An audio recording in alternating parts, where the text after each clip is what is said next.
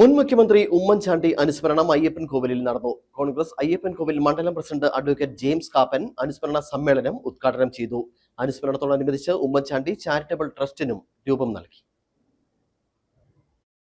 മുൻ മുഖ്യമന്ത്രി ഉമ്മൻചാണ്ടി വേർപിരിഞ്ഞിട്ട് 2 വർഷം. അയ്യപ്പൻകോവിൽ മണ്ഡലം കമ്മിറ്റി 2ാം വാർഷികത്തിലും ഓർമ്മകൾ പങ്കുവച്ചു. ഉമ്മൻചാണ്ടി കേരളത്തിന് നൽകിയ നന്മകൾ മറക്കാൻ കഴിയില്ല. ഇന്നത്തെ മുഖ്യമന്ത്രിയെ പോലെ ദൂരത്തിന്റെ മുഖ്യമന്ത്രിയായിരുന്നില്ല ഉമ്മൻചാണ്ടി. കേരളത്തിലെ സാധാരണക്കാരുടെ മുഖ്യമന്ത്രിയായിരുന്നു. കേരളത്തിന്റെ വികസന നായകനായിരുന്നു ഉമ്മൻചാണ്ടി. പ്രവർത്തകർ ഉമ്മൻചാണ്ടിയുടെ ഛായാചിത്രത്തിന് മുന്നിൽ നിലവിളക്ക് കൊളുത്തിയ ശേഷം പുഷ്പാർച്ചന നടത്തി.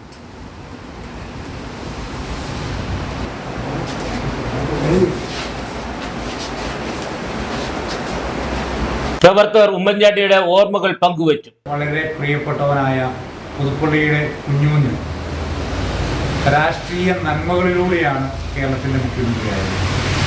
അല്ലാതെ പടവെട്ടി പിടിച്ചിട്ടോ പൊതുവായ ആർക്കെങ്കിലും എന്തെങ്കിലുമൊക്കെ ചെയ്ത നേതാവായാണ്. നമ്മളുടെയൊക്കെ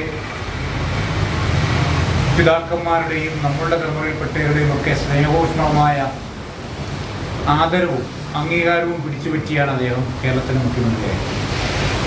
നമ്മൾക്കറിയാം, അദ്ദേഹം കേരളത്തിന് വേണ്ടി സംഭാവന ചെയ്ത ഓരോ നേട്ടങ്ങളും ലോകരാഷ്ട്രങ്ങൾ പോലും അംഗീകരിക്കുന്നതാണ്.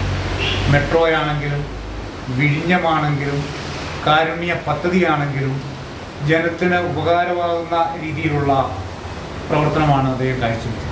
ഉമ്മൻചാണ്ടിയുടെ 2ാം ചരമവാർഷികത്തോടനുബന്ധിച്ച് സമൂഹത്തിൽ അവശത അനുഭവിക്കുന്നവരെ സഹായിക്കാൻ ഉമ്മൻചാണ്ടി ചാരിറ്റബിൾ ട്രസ്റ്റിന് രൂപം നൽകി. ഷാജി പി ജോസഫ് ചെയർമാനും പി മുത്തുപ്പാണ്ടി കൺവീനറായും അഡ്വക്കേറ്റ് ജെയിംസ് കാപ്പൻ രക്ഷാധികാരിയായും കമ്മിറ്റി രൂപീകരിച്ചു. അനുസ്മരണ യോഗത്തിൽ DCC അംഗം രാജേന്ദ്രൻ മാരിയിൽ, ഷാജി പി ജോസഫ്, പി മുത്തുപ്പാണ്ടി, തോമസ് നടുവിലേക്കുറ്റ്, റോസമ്മ ജോസഫ് തുടങ്ങിയവർ സംസാരിച്ചു. Idukki vision news, Ayyappancoil.